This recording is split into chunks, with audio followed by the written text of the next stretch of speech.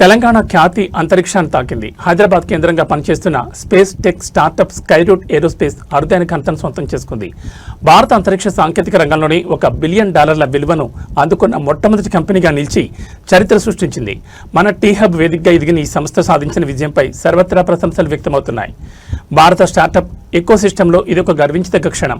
అతి తక్కువ కాలంలోనే స్కైరూట్ ఏరోస్పేస్ అద్భుతమైన వృద్ధిని కనబరిచింది.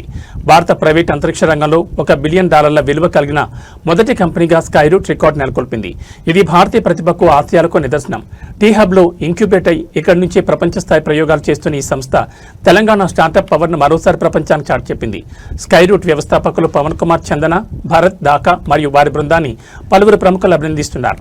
వారి కృషి తెలంగాణకు, యావత్ భారతావనికి గర్వకారణమని కొనియాడుతున్నారు.